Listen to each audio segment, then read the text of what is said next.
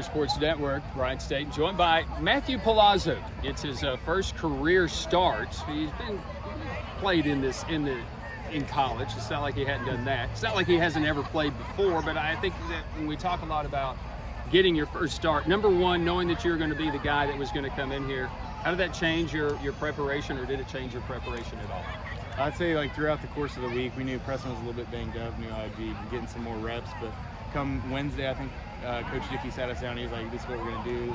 We're going to roll with me coming into this week." And I mean, we had been getting some reps, me and Braden, both throughout the week, and then last week and week one as well. So just, I mean, Coach Odom's preached it all year long. Do your 111th, be ready for your time.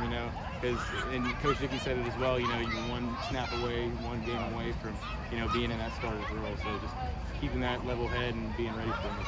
Coach Odom told me this week, Wednesday, that we have a good defensive plan. Can we get enough offense to go? And that very first drive, just take me through it. Could it have been any more textbook than that very first drive? Well, it ran pretty smoothly, but that Kennesaw game, we did pretty much the same thing. Went down, scored that first drive. So I was more or less focused on those next couple drives, making sure we didn't run out of air pretty much, and just kept things going and keep up the intensity, push put on the gas pedal the whole rest of the game. But yeah, first drive was nice. All right, so the interception happens for Tybo, and he takes it down here to the 11. We kind of stall out just a little bit. Did it kind of take the wind out of the sails for our offense there for a little bit? The second drive.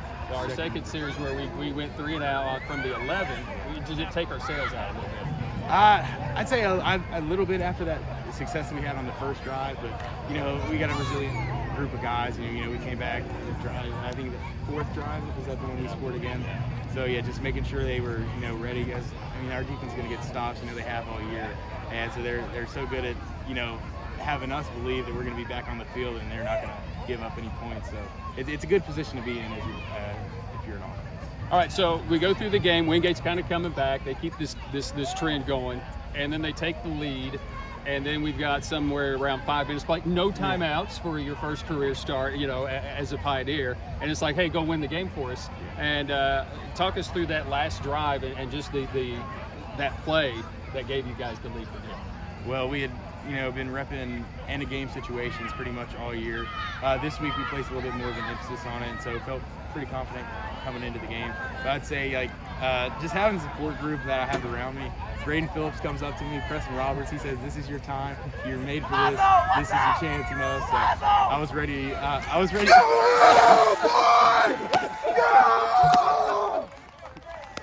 Which it did get the radio guy too, by the way. The bucket of Powerade. I didn't bring any extra clothes. Did you bring any extra clothes? Yeah, I brought the clothes I wrote up here in.